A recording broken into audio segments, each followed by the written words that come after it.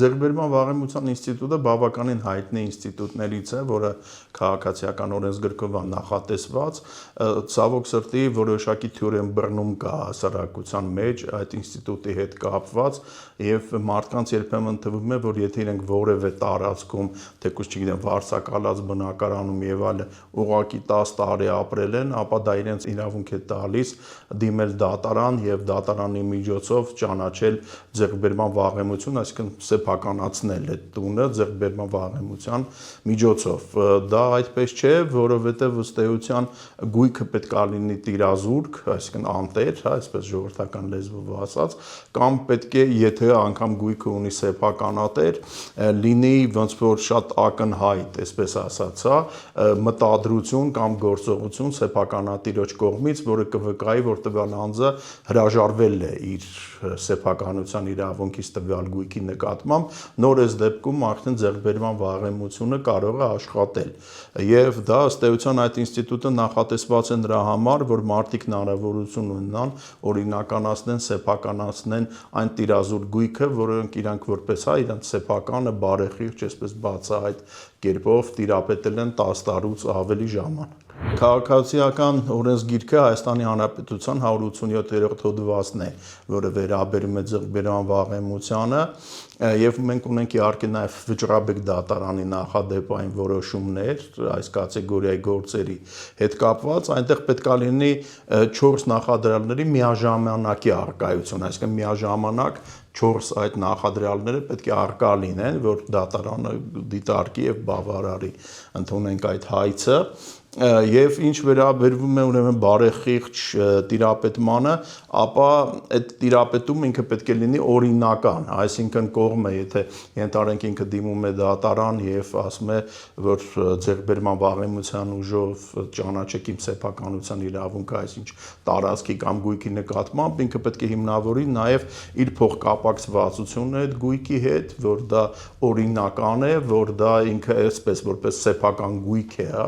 դա տիրապետում այդ գույքին, որ ինքը հոգ է տանում, այդ գույքի համար, ասենք, հա, կատարել է որոշակի վճարումներ, ծախսեր այդ գույքի պահպանման նկատմամբ եւ այլն։ Այսինքն այդ բոլոր հանգամանքները պետք է ապացուցվեն դատարանին կոնկրետ ապացույցներով։ Լինում են երբեմն դեպքեր, երբ որ մարդիկ ուղղակի դիմում են դատարան, այն հիմքով որ իրենք զուտ 10 տարի եւ ավել ըստեյության տիրապետում են այդ գույքին, որպեսզի ձեռքբերման վաղեմությունով դատարանը հաստատի իրենց սեփականության իրավունքը, բայց ասեմ, որ հատկապես նման կատեգորիայի գործերը դատարանները շատ մանրակրկիտ են ուսումնասիրում եւ յուրաքանչյուր կոմպոնենտի հետ կապված նայում են, տեսնում են արդյոք կան բավարար ապացույցներ թե ոչ,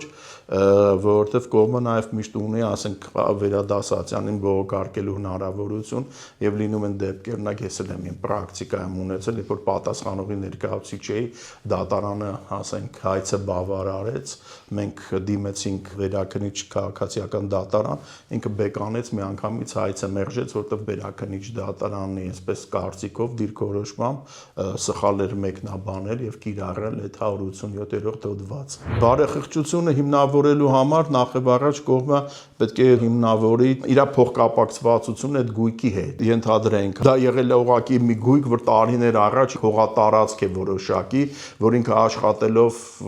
որևէ մի գործարանում դա ստացել է ամառանոց կառուցելու նպատակով եւ ինքը ունի դրա հիմքերը։ Կարող է լինի ինչ որ հատկապես մարզերում են 90-ական թվականներին մարդիկ այսպես թղթի վրա պայմանագիր էին կնքում առուծախի առանց նոտարական վավերացման, բայց երևում էր, որ մարդը, չգիտեմ, X գումար է վճարել դրա դիմաց ստացել է, կամ ենթադրենք, հա, այնտեղ ինչ որ այդ անձը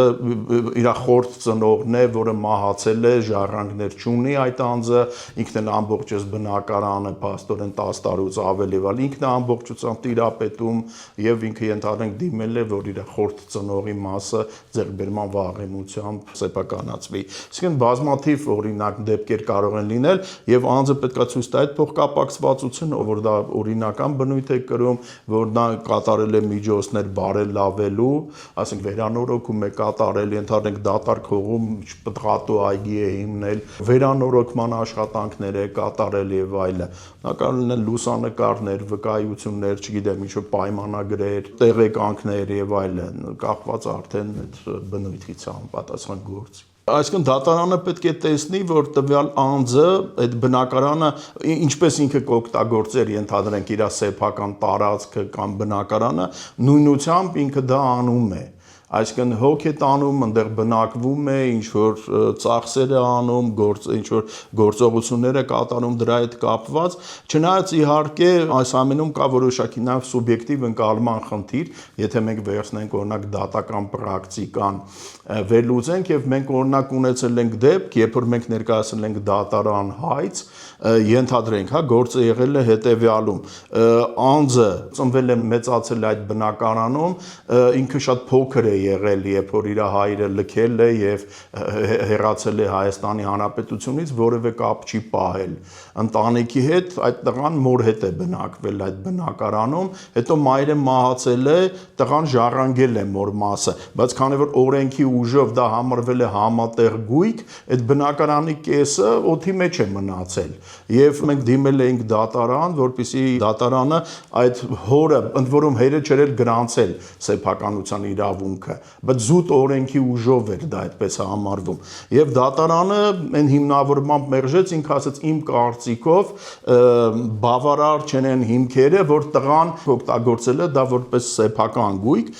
Իհարկե մեր համար դա անհասկանալի էր, որտեղ այդ մարդը ծնվել է այդտեղ մեծացել է ամբողջ բնակարանում վազվզել է, ամբողջ բնակարանից օգտվել է բոլոր սենյակներից, բոլոր կոմունալ հարմարություններից, ինչպես ինքը կարող էր համարել, օրինակ որ այս բնականի մեկի երկրորդը իր սեփականը չի։ Եվ մենք դա բողոքարկեցինք վերաքննիչ քաղաքացիական դատարան, դատարանը վերաքննիչը մեծ համակարծիք եղավ, բեկանեց առաջի Հացյանի վճիռը, հայցը բավարարեց եւ անձը հետո ստացավ իր արդեն կադաստրի միջոցով սեփականության վկայականը, նաեւ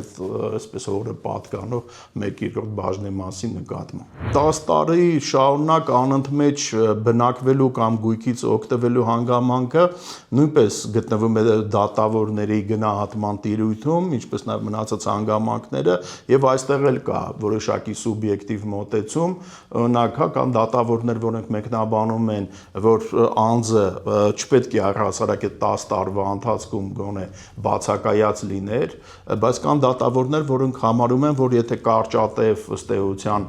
բացակայություն է եղել, բայց ենթադրենք տվյալ անձը բացակայել է, բայց իր ընտանիքի անդամները շարունակել են այնտեղ բնակվել, կամ ինքը ենթադրենք հանրապետությունից գործի բերման բացակայել է, բայց ենթադրենք վճարումներ է կատարել այդ բնակարանի համար, այսինքն չի ընդհատվել, հա, այդ ապետման գործընթացը համարել են, որ այսպես 10 տարին ապահովված է անընդմեջ եւ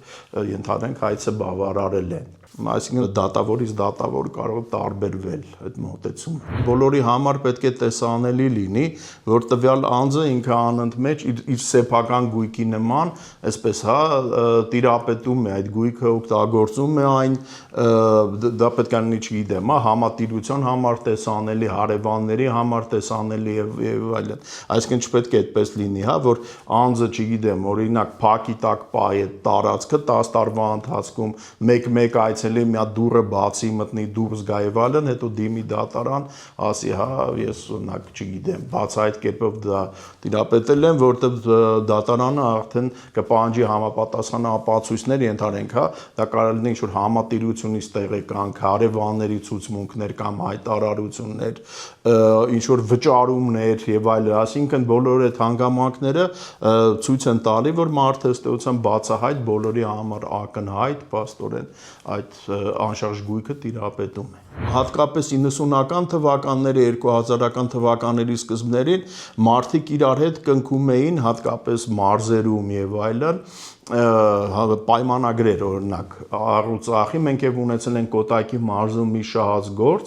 երբ որ Միկին ինքը գործարանից ստացել էր հողակտոր, հետո թղթային այսպես առանց նոտարական ձևակերպման պայմանագրով դա օտարել էր մեկ այլ անձի, այդ մեկ այլ անձը մեր վստահորդին էր օտարել։ Իսկն երկու անգամ ձեռքից ձեռք է անցել այդ հողատարածքը, բայց որևէ նոտարական պայմանագիր չկար, ուղղակի ձեռքով կազմված եւ տեղական մարմնի ղեկավարի ստորագրությամբ հաստատված ինչ-որ մի պայմանագիր էր, բնականաբար կադաստրը չէր կարա դա հիմք ընդուներ եւ անձին տրամադրեր սեփականություն վկայական։ Դրա համար մենք դիմեցինք դատարան, դատարանը մեր դիմում էր կարծեմ բավարարեց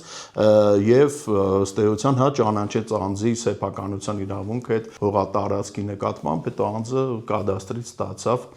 սեփականության վկայական եւ այդպիսի դեպքեր շատ են լինում, որ պատշաճ կարգով պահպանված չէ տարուծախի նոտարական մեխանիզմը եւ այլը, որը արդեն ոնց մղում է, որ անձը այդ հարցով արդեն դիմի դատարան։ Գործերը իրենք բնականաբար պահանջում են մանրակրկիտ իրավիճակի ոչ միայն ուսումնասիրություն, այլ նաեւ բավարար ապացույցների հավաքագրում եւ այստեղ շատ դեպքերում խնդիր է առաջանում արխիվային բնույթի փաստաթղթեր գտնելու հետ կապված, որովհետև ենթադրենք, անձը 80-ական թվականների վերջին որևէ մի գործարանից ստացել է հողատարածք կառուցապատման ենթադրենք նպատակով, այսպես որպես դաչա ենթադրենք այն օգտագործելու համար։ Այդ ընկերությունը արդեն լուծարվել է եւ այստեղ առաջին հերթին հարց է առաջանում դիմելու համար տեսնել, ասենք արդյոք դրա հետ կապված որևէ ազգային արխիվում օրինական որևէ փաստաթղթեր թե ոչ։ Ինչ բնույթի, եթե այո, ապա ինչ բնույթի փաստաթղթեր կան, որպեսզի ազգային արխիվից այդ թղթերը վերցնել։ Կադաստրի մարմնի միջոցով ճշտել, արդյոք այս հողը որևէ մեկի սեփականությունն է թե ոչ։ Ասենք հարևաններից վերցնել համապատասխան վկայություններ, հայտարարություններ, լուսանկարներ, հասկանալ ենթադրենք այդ հողատարածքը, արդյոք ոնց որ ինչ որ այնպիսի տեղում է գտնվում ենթադրենք, որտեղ կարող է, ասենք բարձրավոր օրինակ էլեկտրակայաններ են անցնում կամ որևէ այնտեղ այսինքն սահմանափակում կա այդ հողատարածքը եւ ինքը չի կարող ուղղակի սեփականություն հանդիսանալ ինչ-ինչ հանգամանքներից ելնելով, այսինքն պետք է նաեւ դա համապատասխան այդ կոմունալ ծառայություններ մարմիններից էլ երբեմն կարիք կա դա ճշտելու, եթե դու խոսքը գնում ես ինչ-որ մի հողատարածքի մասին։ Նաեւ երբեմն ասենք եթե կատարվել են վճարումներ, բայց անձը չի պահպանել ենթադրենք այդ կտրոնները փորձել հարցում անելով թիմ մարմիններին համապատասխան ուրեմն կոմունալ ծառայություններ մատուցող մարմիններին, որպեսզի վերցնել այդ տեղեկատվությունը, որ անձը իսկապես, ասենք 10 տարի եւ ավել կատարել է այդտեղ որոշակի վճարումներ, պետք է դատարան ներկայացնելու համար անպայման չափագրվի այդ հողատարածքը, որ դատավորը նաեւ տեսնի, ասենք, ինչ հողատարածքի մասին է գնում խոսքը, իր տեղադիրքը, կադաստրային կոդը, մակերես եւ այլն, այսինքն այդպես բավականին տարողունակ գործընթաց է, որպեսզի կանոն ամբողջ այս փաթեթը հավաքագրել եւ ճիշտ ներկայացնել դա արդեն դատարան։ Եթե անձը համարում է, որ ինքը իմ նկարագրած, բոլոր նախապայմաններին համապատասխանում է իր իրավիճակը, կարող է իհարկե փաստաբանի միջոցով ուղղակի դիմել դատարան, որպեսզի դատարանը ըստ էության ձեռքբերման վաղեմության հիմքով ճանաչի իր սեփականության իրավունքը եւ այստեղ հենց այն հանգամանքն է, որ նաեւ տվյալ անձը վստահորդը ինքը նաեւ պետք է երբեմն աջակցի փաստաբանին փաստաթղթերի հավաքագրման հետ կապված, որովհետեւ հնարավորինս իհարկե պետք է ինչքան շատ էսպես, ապացույցներ ներկայացվեն դատարան, իհարկե այդքան ավելի հավանականությունը մեծանում է եւ իհարկե ցանկացած դեպքում այդ անձը պետք է փաստաբանին տրամադրի իսկապես ճշմարիտ փաստաթղթեր եւ ճշմարիտ տեղեկություններ, որպեսզի դատական process-ի ընթացքում չպարզվի, որ ինչ-որ փաստաթուղթ իրական փաստաթուղթ չէ կամ այս կամ այն փաստը չի համապատասխանում իրականությանը եւ այլը, դա իհարկե շատ արդեն մեծ ռիսկեր կառաջացնի գործի դրական ելքի տեսակետից։ Ընդհանրապես մեր քաղաքացիական դատավարության օրենսգրքով ձեռքբերման վաղեմության գործերը իրենք ըստ էության որպես հայցային վարույթներ են, այսինքն դիտվում ընդհանուր հայցային վարույթ, որտեղ պետք է լինի պատասխանող կողմ։ Եվ այստեղ մենք ունենում ենք պրակտիկայում դեպքեր, երբ որ ուղղակի այդ պատասխանող կողմը չկա։ Եվ ստեղ արդեն դու ստիպված ես լինում ներկայացնես ոչ թե հայցադիմում, այլ դիմում, ու դու բացատրում ես, թե ինչի է դա դիմում, այլ ոչ թե հայցադիմում, բայց լինում են դեպքեր, երբ որ դատարանները ընդունում են